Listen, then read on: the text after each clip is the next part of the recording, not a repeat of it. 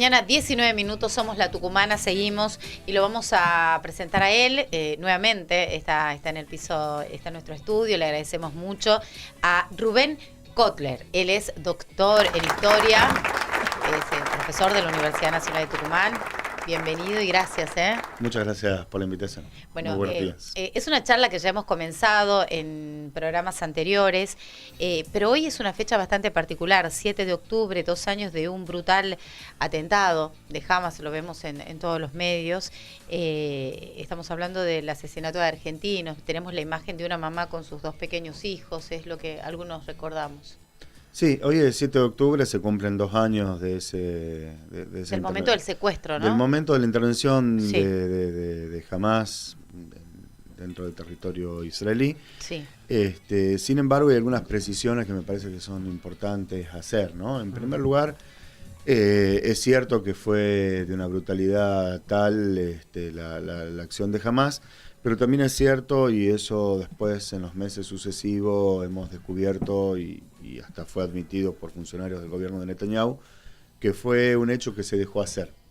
Es muy llamativo que... ¿Cómo sería eso? Es un muy hecho llamativo que se dejó hacer. Que el país que presume tener la mayor seguridad, pero además el aparato de inteligencia capaz de, todo lo que pasó desde el 7 de octubre a la fecha, organizar una serie de acciones contra miembros del Hezbollah en Líbano, haciendo explotar unos aparatitos, los Vipers, no sé si se acuerdan de eso. Sí, sí. De asesinar de manera selectiva en territorio de Irán al líder de Hamas, Ismail Haniyeh. Digo porque han pasado un montón de cosas estos 2 años. Sí, sí, la verdad que cuesta acordarse todo. Sí, sí. Han localizado los lugares donde Irán tenía su programa nuclear y lo han bombardeado, en lo que después Trump calificó como la guerra de los 12 días, en esos intercambios de misiles y de bombardeos entre Irán e Israel. El asesinato selectivo en Qatar, primera vez que Israel interviene en Qatar, siendo Qatar negociador y uno de los principales promotores de las negociaciones entre el grupo palestino e Israel, asesinando a líderes palestinos. Y podríamos seguir. Sí. Es decir, el país que se presupone con la mejor inteligencia del mundo es atacado sorpresivamente, lo pongo muy entre comillas, el 7 de octubre del 2023. También hubo informes del propio ejército, que el propio ejército mató también a civiles en la intervención que hacen contra Hamas en ese festival. Sí. ¿No? Pero bueno, han pasado tantas cosas y se han dicho tantas cosas. Contextualizando y volviendo específicamente a ese momento de hace 2 años. Era una fiesta donde interviene un grupo terrorista y hace un ataque masivo. A mí no me gusta llamarle grupo terrorista, cada uno puede tomarle la denominación que quiera. Hablando de Hamas específicamente, yo hablo de resistencia palestina, independientemente de que después podamos caracterizar ese hecho puntual del 7 de octubre como brutal o no, como acto terrorista o no. Pero hay que ponerlo también en contexto. El 7 de octubre no empezó el 7 de octubre del 2023. Algunos sitúan el inicio de todo esto en 1948, cuando Israel declara su independencia, haciendo caso omiso a la resolución 181 de Naciones Unidas, que hablaba de la partición de Palestina.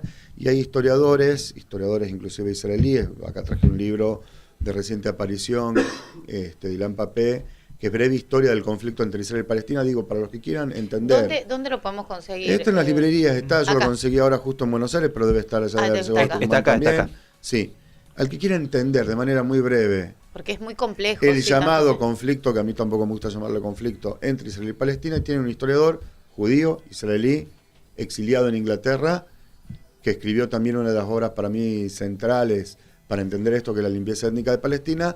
Y él sitúa el comienzo en los años 20, inclusive antes, cuando a la caída del Imperio Otomano, las potencias europeas, sobre todo Inglaterra y Francia, se dividen en Oriente Medio, en lo que se conocieron como los Acuerdos de Saint-Picot. Nos podemos ir para ese entonces y entender que ese es el origen de algo que después comentó. Que fue algo de lo que comentamos en la primera vez que me entrevistaron. Que es un origen de un odio que antes no existía, porque habían convivido de manera pacífica durante siglos, ¿no? Bueno, las comunidades judías que habitaban en la Palestina histórica convivían de manera pacífica con musulmanes, cristianos, comunidades cristianas, sin ningún problema. El territorio sí se llamaba Palestina, después se llamó Mandato Británico en Palestina cuando asumen los ingleses. Un momento también de reacomodamiento. Es un comienzo, es un momento de reacomodamiento a escala global del mundo. No existen muchos países que después, en los procesos de descolonización, van a declarar su independencia, como Irak, Siria, Líbano. Es decir, el propio Qatar también que nombramos. Bueno, hay un montón de países que después a lo largo de los años van a ir declarando su independencia. Sucede que acá en Latinoamérica había pasado un siglo antes, entonces tenemos la idea de que no existía el mundo colonial, pero existió varias décadas exactamente. De hecho, el nacionalismo judío, el sionismo, surge en ese contexto, siglo XIX, claro, que es muy propio, digamos, del siglo de los nacionalismos. Antes de eso, a ver, lo que hizo el sionismo fue venir a reemplazar la religión del judaísmo, la religión de la creencia en un Dios, en la religión en la creencia en un Estado nacional. Cosa que hay historiadores que también dicen, hasta finales del siglo XIX no existía esa idea dentro del judaísmo de tener un Estado propio, porque las comunidades vivían su judaísmo a partir de los mandatos religiosos y no tenían en mente el establecimiento de un Estado. Rubén, yo te quería traer más acá a lo más reciente, sobre cómo interpretás vos este acuerdo de paz de 20 puntos en el que medió Estados Unidos, porque si para algo sirve la historia es para aprender de las lecciones, y las lecciones pasadas nos dicen que siempre que Estados Unidos intervino para la paz, eso trajo un recrudecimiento de la violencia, y sabemos cómo Estados Unidos aplica, con qué métodos aplica lo que ellos consideran la paz, pero digo, hay un acuerdo, un principio de acuerdo de 20 puntos que impuso Estados Unidos, que es un acuerdo, por decirlo de alguna forma, acuerdo, porque dijeron, si jamás no acata este acuerdo que le imponemos, se van a enfrentar a la aniquilación. ¿Cómo interpretás vos la intermediación de Estados Unidos y qué puede traer este presunto acuerdo de paz? Bueno, vos estás diciendo un término que para mí es importante, la imposición. Y no es la primera vez que Estados Unidos impone, siendo aliado del sionismo. Nos vayamos un poquito más atrás, 1993, cuando se firman los acuerdos de Oslo. Acuerdos son cuando dos partes se ponen de acuerdo en algo. No sé, mañana vamos a venir los dos a la radio con camisa blanca. Y nos ponemos de acuerdo y venimos los dos con camisa blanca. Y nada. Ahora viene el dueño de la radio y dice, no, vos vas a venir con camisa blanca o vos vas a venir con camisa negra. Eso no es un acuerdo, eso es una imposición. Entonces esos 20 puntos, cuando uno los lee, dejan así chiquititos los acuerdos de Oslo, que para una parte de los palestinos también fue nefasta porque implicaba rechazar el establecimiento de un Estado palestino a cambio de darle a la Organización para la Liberación de Palestina, la OLP, que lideraba Yasser Arafat, un territorio con cierta autonomía, que pudieran manejar la policía local, no sé qué, pero bajo control israelí. Acá el acuerdo es un no acuerdo, es la capitulación que tiene que hacer Hamás para dejar ese territorio de Gaza en manos de las potencias triunfadoras, en este caso el sionismo aliado a la gran potencia de Estados Unidos, y todo el proyecto de Estados Unidos de imponer en la franja de Gaza lo que ya dijeron, lo que ya además anunciaron, un resort vacacional, un negocio inmobiliario puro y duro. Pero además la franja de Gaza tiene un recurso natural del que poco se habla, que es una reserva de gas natural del cual poco se habla. Entonces, a ver, jamás está debilitado. Negocio inmobiliario, reserva de gas, grandes intereses. Jamás está debilitado, tiene oposiciones internas dentro de la franja de Gaza.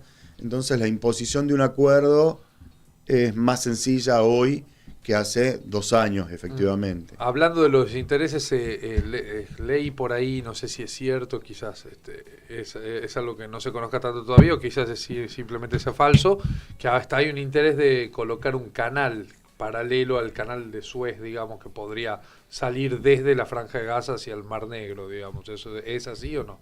Puede ser, a ver, hay una cantidad de cosas que se dicen y que nosotros probablemente también desconocemos, en el sentido de que la letra chica de esos 20 puntos no la tenemos. Ahora bien, Israel dice que acepta, fue un plan acordado con Estados Unidos e Israel, Porque en realidad, a ver, hay varios negocios detrás del 7 de octubre y detrás de lo que dejó el 7 de octubre. En primer lugar, el negocio de las armas. Israel es principal exportador de tecnología militar. Hay un libro que les recomiendo mucho de un periodista también judío que se llama El Laboratorio Palestino. El Laboratorio Palestino explica en primer lugar cómo funciona la industria militar y de tecnología y de inteligencia de Israel. De hecho, Tucumán acaba de firmar, la municipalidad de Tucumán, un acuerdo con Israel para formar a la patrulla de Tucumán con los especialistas en seguridad de Israel. Digo, es el mayor exportador en materia de inteligencia. Hoy se está utilizando la inteligencia artificial para decidir dónde se bombardea y dónde no en la Franja de Gaza. Lo que plantea este libro, El Laboratorio Palestino, es que en estas ferias internacionales donde se muestra los avances tecnológicos en materia, no sé, este es el mejor misil, este es el avión más moderno, este es el tanque más moderno, Israel muestra en vivo y en directo cómo funciona su tecnología militar. Entonces ponen un video al comprador, miren, así funcionan, y muestran en vivo y en directo cómo vuelan un hospital, una escuela, una mezquita, una universidad. O sea, es propaganda de venta. Sí, pero es publicidad. Para publicidad, mostrar su poder también. Publicidad de venta. Tengamos en cuenta que Israel fue uno de los que apoyaron de manera o dieron soporte militar a las dictaduras latinoamericanas. Es decir, no es nuevo. Nada más que se va complejizando y la tecnología va avanzando.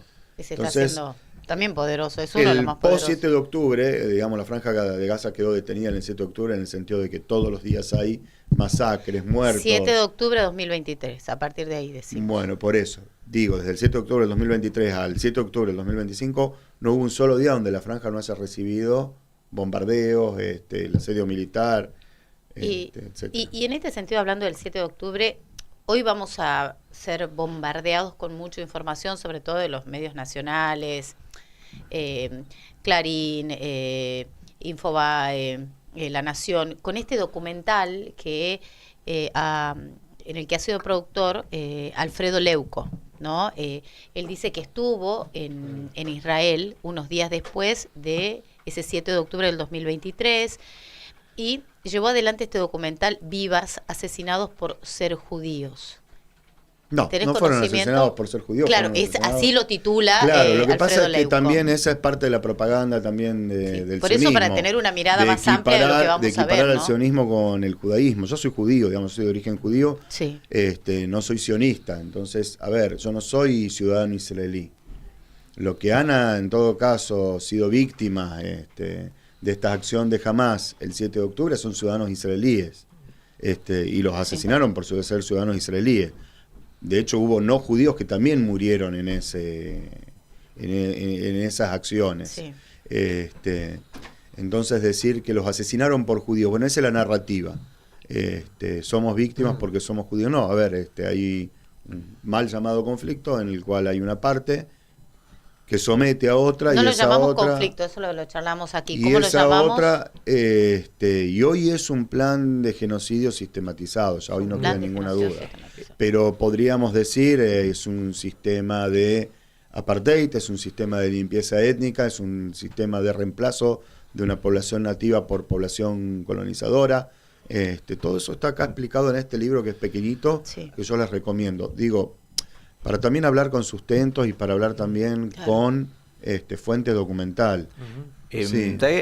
Respecto de este acuerdo, entre comillas, la información que nos llega, siempre todo te llega como filtrado, pero jamás, que en un principio aceptó liberar rehenes,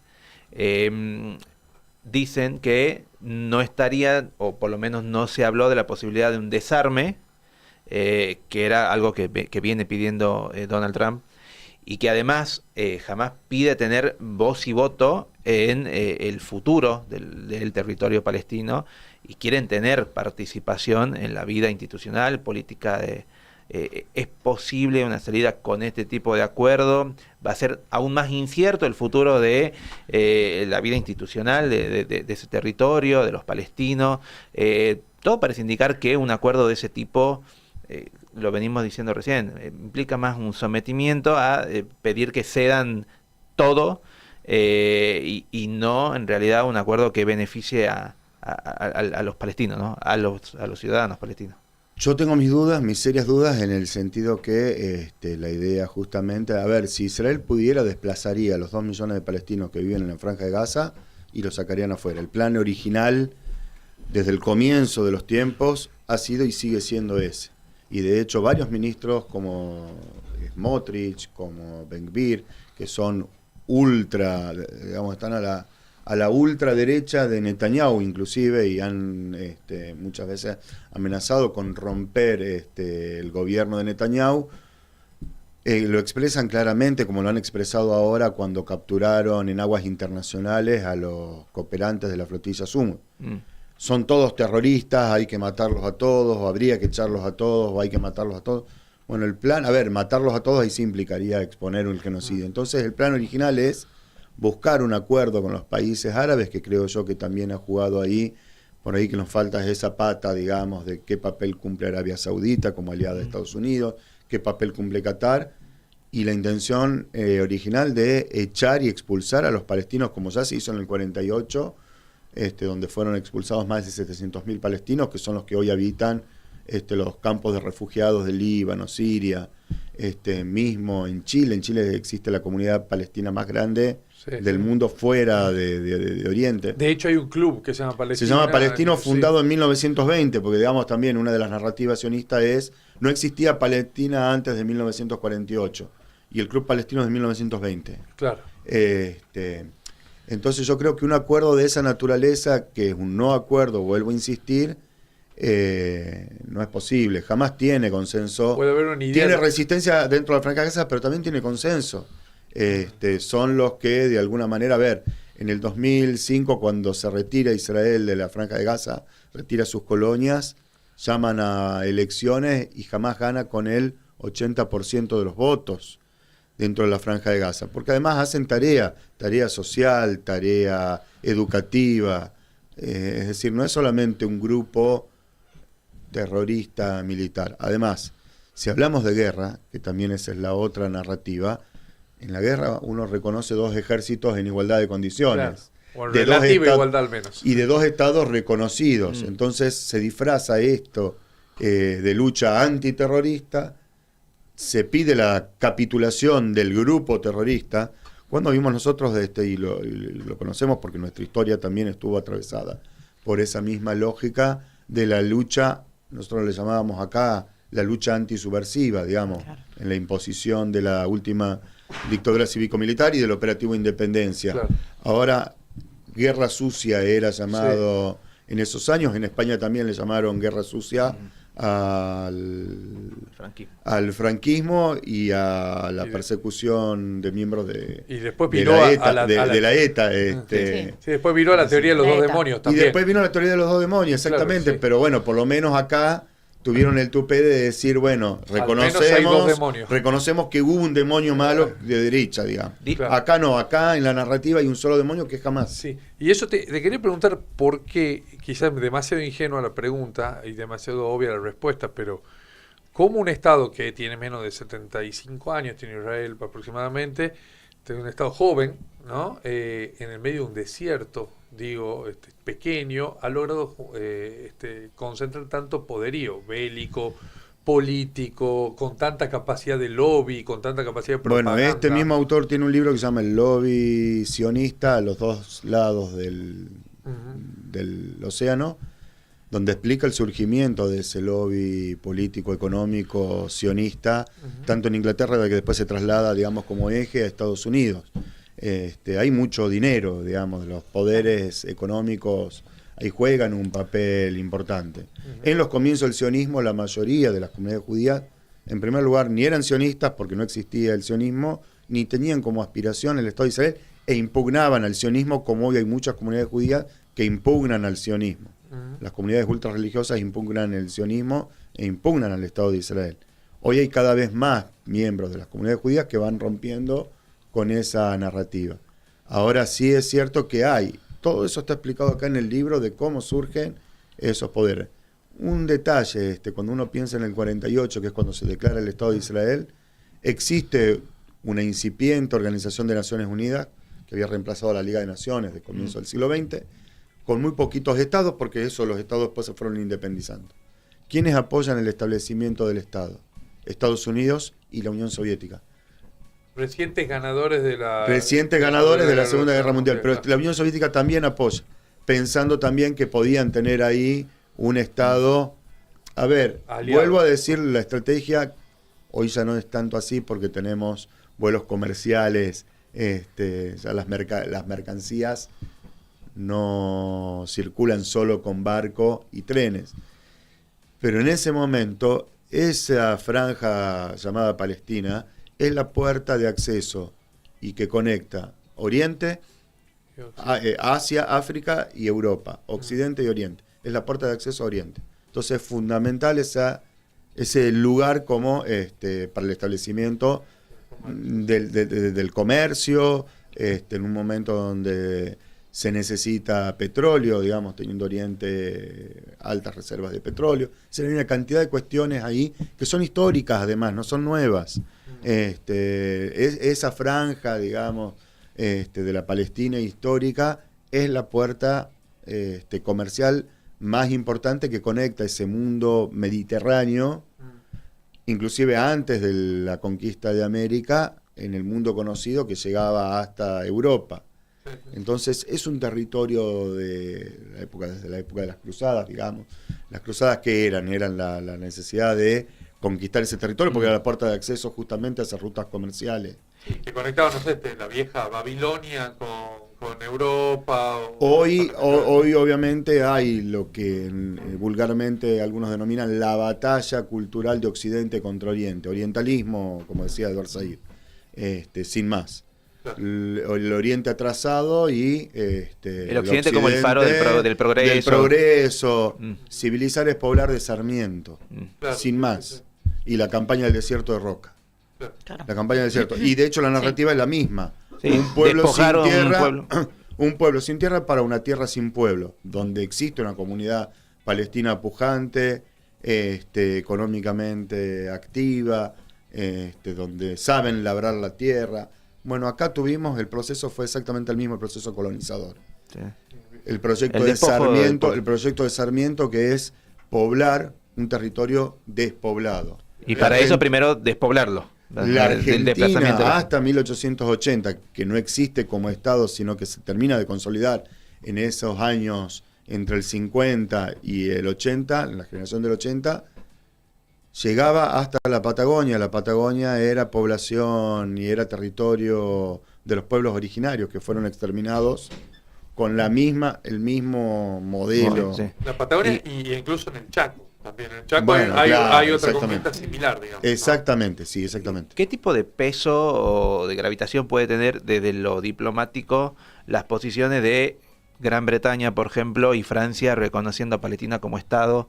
¿Tiene un peso diplomático esa posición? ¿Se han sumado Lo que pasa es que el reconocimiento del Estado palestino para mí es una trampa en el sentido de cuál es el Estado palestino que se está reconociendo. Hoy la solución de los dos Estados lo dicen los que saben, no lo digo yo. Yo simplemente repito lo que he estudiado y lo que he podido analizar. Es inviable la solución de los dos Estados, en el sentido de que tenemos territorios acá, territorios allá, en el medio colonias, en el medio checkpoints. Nos hagamos una idea, y todo lo que es la Palestina histórica, hoy el Estado de Israel más los territorios palestinos, tiene el tamaño de Tucumán. Hagamos de cuenta que Palestina es hoy la banda del río Salí y Tafí Viejo, desconectadas entre sí, claro, y separadas por muros. Y dentro del territorio de Tafí Viejo, vamos a poner por caso que Lomas de Tafí es una gran colonia de Israel. Sí.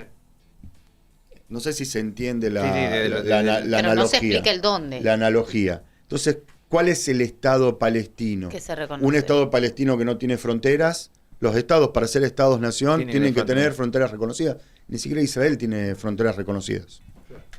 La línea verde es la línea verde, no es la frontera de Israel. Israel no tiene fronteras. ¿Y por qué cuando se dividieron en esa idea de dividir la Palestina histórica, que quedó justamente atravesada por Israel la zona de los palestinos?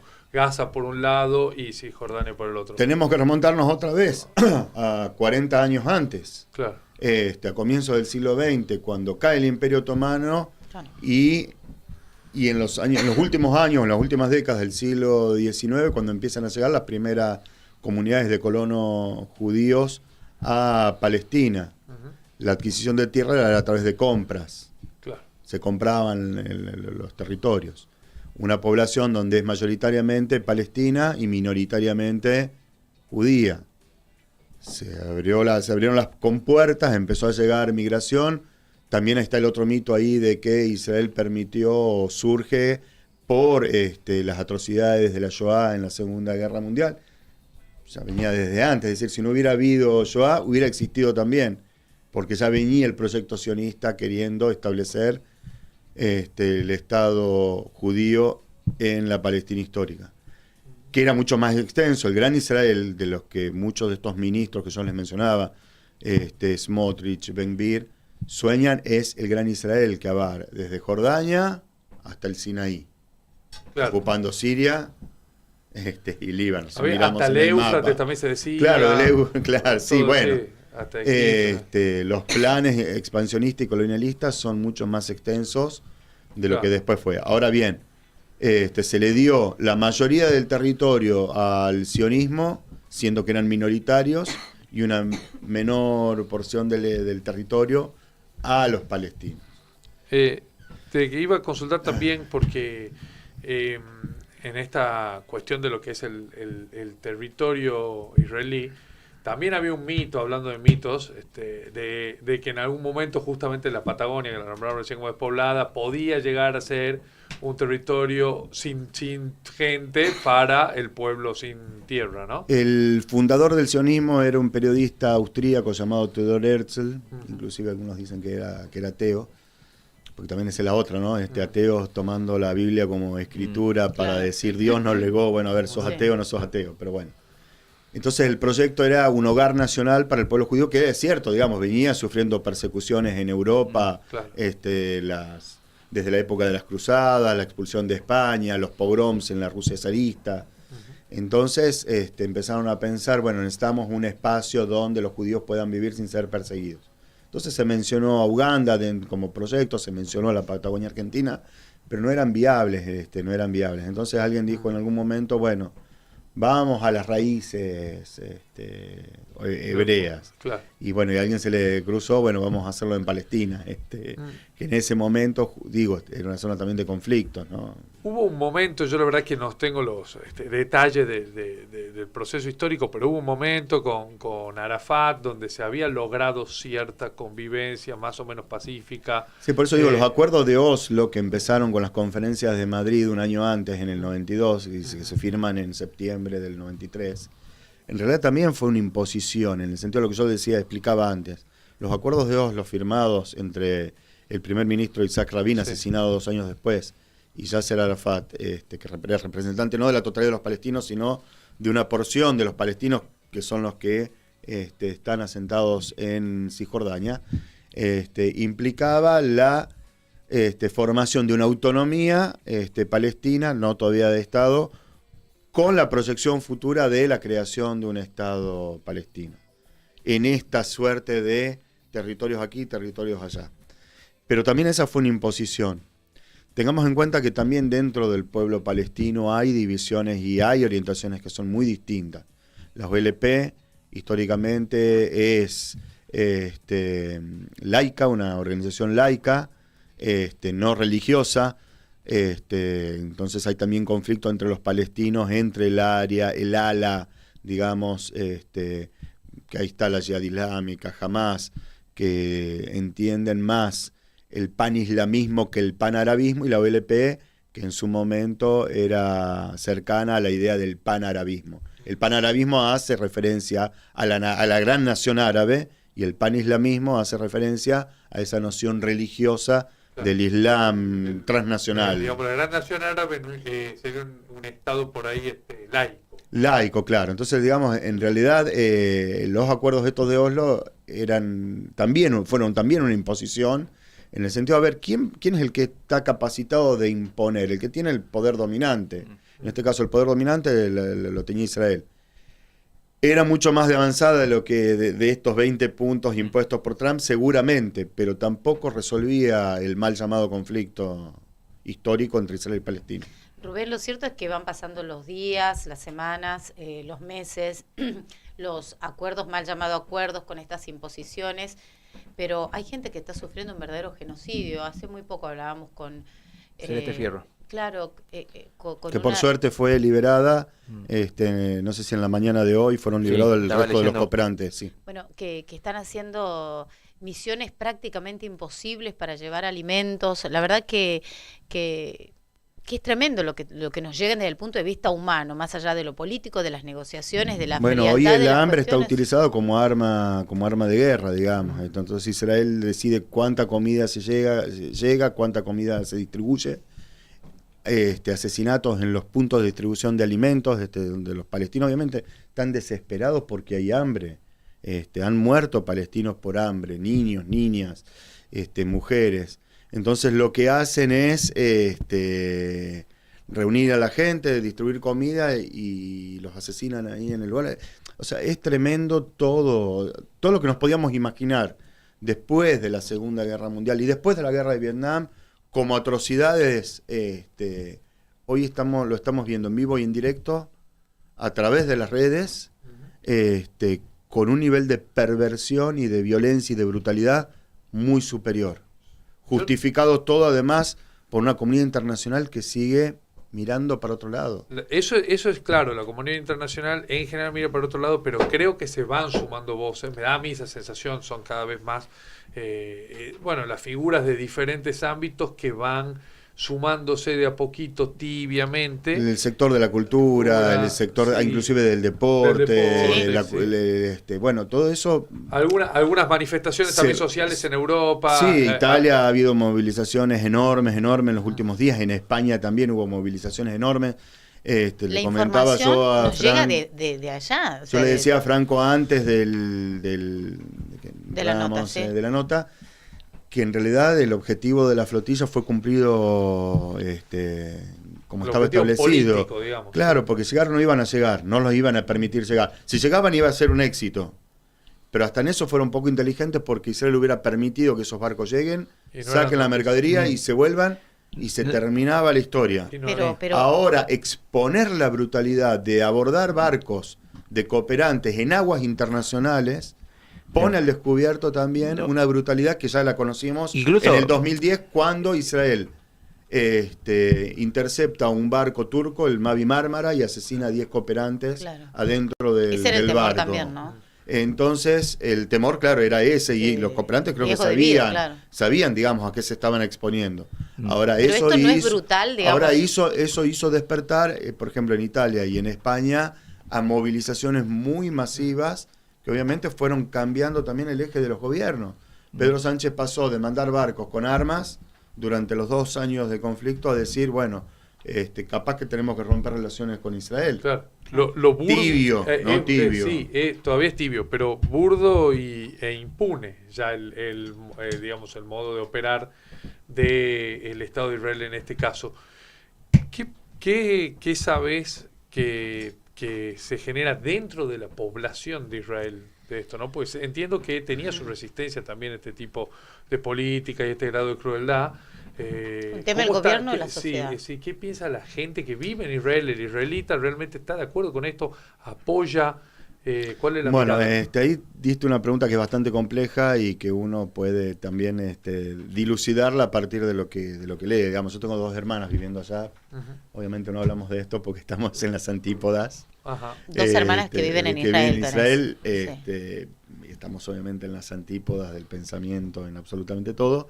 Entonces de eso no hablo, pero sí tengo gente conocida y voy siguiendo. A ver, hay de todo. Las posiciones que están en contra y que ya están hablando de genocidio, si bien son minoritarias, existen dentro de Israel. Entonces hay en Israel un sector de la población que dice esto es un genocidio, lo que estamos cometiendo nosotros es un genocidio y se tiene que terminar. Hay jóvenes que están en edad de enrolarse en el ejército que están desertando.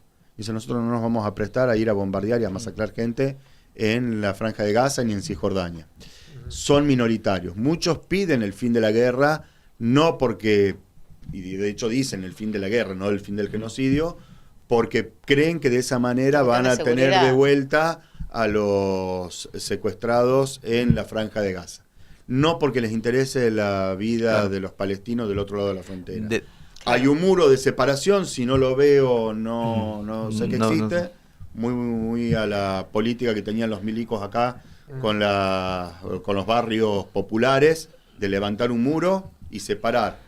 Claro. Lo que hacía Bussi con las personas en situación de calle. Acá, claro, exactamente, tal cual. Lo que hizo Bussi de tirar a los... Pero a mí me parece incluso hasta es burdo que los que atacan incluso hablen en términos de... lo nombran como una guerra, siendo que en las guerras incluso se establecen zonas demilitarizadas, zonas que no se pueden atacar, de zonas de protección civil. En las guerras, por ejemplo, hay objetivos que no se pueden atacar. Y hay leyes internacionales que protegen a la población civil. Hay bienes civiles que en las guerras se establece que no pueden ser objetivos militares, como hospitales y escuelas, y en Gaza matan niños en una carpa pidiendo comida. Pero vos para saber eso tenés que estar enterado también. Sí, lo que pasa es que debe haber un aparato de propaganda. Hay un aparato de propaganda que es muy poderoso, hay una censura militar que es muy poderosa, entonces... Digo, en una guerra no se puede bombardear, la gente también no lo sepa, pero hay bienes civiles que no pueden ser objetivos militares. Y nosotros que estamos acá nos estamos enterando de todo eso y sabemos que todo eso existe, ¿por qué algunas comunidades judías, como la comunidad judía de Argentina, apoya esa narrativa, la narrativa sionista? Claro, esto no se Entonces, condena. Lo que digo que también interceptar ayuda humanitaria para gente que muere de hambre. No, porque ¿esto no son se condena? llamados terroristas. A ver, hay una narrativa, ¿sí? Y hay un lavado. A ver, hay un libro que es maravilloso de una pedagoga israelí que se llama Nurit Peled. Nurit Peled junto con Miko Peled son dos hermanos. Nurit Peled perdió a una hija en un atentado en Jerusalén, y ella, sin embargo, aboga, digamos, por el encuentro entre palestinos e israelíes. Y ella escribió un libro, siendo pedagoga, sobre los textos escolares en Israel. Claro. Donde esos textos escolares borran de la narrativa a los palestinos. No existen en los textos escolares. Yo mismo me formé en Tucumán, acá en Tucumán, en la escuela judía. Después también fui un par de años docentes de la escuela. Sé qué tipo de textos se utilizaban, porque eran textos que en general venían con la bajada de la embajada de Israel, con la narrativa esa, y efectivamente no existían los palestinos como palestinos en esas narrativas. Claro. Entonces el otro es el árabe, el bárbaro, el terrorista, porque además hay en la narrativa occidental una equiparación se habla de la judiofobia, pero no de la islamofobia, donde todos los islamistas van cargados con bombas y van a explotar colectivos, Y eso entonces, en la realidad... Esa narrativa, ese sentido común que se va generando es el que permite esto también. Yo creo que es humanamente imposible ser consciente de que uno apoya un genocidio. O sea, creo que no hay nadie que pueda decir... para eso tenés que reconocer primero que hay un genocidio. Claro, y no que nosotros estamos siendo víctimas y estamos defendiéndonos. Y no se podría, yo creo, habrá los que estén arriba y que deciden definitivamente cometer un genocidio, pero quienes están abajo, el ciudadano común, difícilmente apoya de manera mayoritaria la idea de un genocidio. Entonces primero hay que disfrazar, seguramente se disfraza otra cosa para obtener ese apoyo. Creo que en la historia de la humanidad siempre ha sido así, es muy difícil imaginar. Sí, bueno, es llamativo porque en Israel empiezan a aparecer el término genocidio. En hebreo el genocidio se dice Retzach Am, que es asesinato del pueblo, no hay un término específico de genocidio, y sin embargo ya empiezan a haber carteles en hebreo donde está la palabra genocidio, porque también para la narrativa sionista el holocausto, el genocidio nazi, que no fue exclusivo tampoco solo judío, hubo 1,5 millones de asesinados gitanos, podemos seguir. El término genocidio es muy fuerte. Entonces que sectores dentro, minoritarios obviamente y muy marginales, reconozcan en Israel que existe genocidio. Les recomiendo el informe de una organización de derechos humanos de Israel que se llama B'Tselem, que hace no mucho sacó un informe que dice nuestro genocidio. Se llama así el informe. Nuestro genocidio. Nuestro Fuerte, genocidio. ¿No? Lo pueden buscar, está en español. Y nada, me parece que también depende mucho de brevemente, para cerrar, creo que Sí, también el sí. aparato de propaganda y de digamos, de colonización del sentido común usa mucho el concepto del antisemitismo, ¿no? Para Claro, para evitar que equiparar. se debata sobre el tema. Exactamente, entonces equiparan toda posición política con antisemitismo. Todos nosotros hoy, para esa narrativa, somos antisemitas. Claro. Y para Solo el caso, por hablar de- y solo para por el hablar. caso de los judíos mucho peor, porque inventaron un término que es el del auto-odio judío. Entonces a mí en su momento me decían, claro, lo que pasa es que vos sos un judío que se odia a sí mismo. A ver, no, yo no reniego de mi judaísmo. Claro. Yo lo Es que que reniego esta charla no la es que escuchamos abiertamente en los medios yo de no reniego de mi comunicación. judaísmo, lo que sí reniego es que el Estado de Israel hable en mi nombre y diga que me representa porque a mí no me representa. Es un Estado, como lo es el argentino, como lo es el español, como lo es el chino. Ahora, ese Estado con esas características a mí no me representa, Claro. como no Va me más hubiera allá de la representado religión. como argentino la dictadura militar. Claro. Rubén, la verdad que es una charla muy rica la que hemos tenido y la vamos a seguir teniendo. La verdad que es un gusto, un placer tenerte. Aprendemos mucho también para entender lo que está pasando ahora. Hay que volver un poco más allá de lo que nos imponen. Como decía Rubén, tal vez mucho de lo que está pasando, este genocidio, verdadero genocidio en raza, lo estamos viendo porque medios internacionales como en Francia y España empezaron a mostrar y la verdad que hoy con lo que es Internet no se puede tapar el sol con un dedo. Así que te agradecemos, vamos a tener tu nota en el Tucumano y te esperamos pronto. Muchas gracias. Gracias por venir, la verdad que es un lujo tenerlo a Rubén Kotler para charlar. Y vamos a tenerlo próximamente. Pasa 1 minuto de las 10 de la mañana, somos La Tucumana y tenemos mucho más. Pausa, ya venimos. Mantenete informado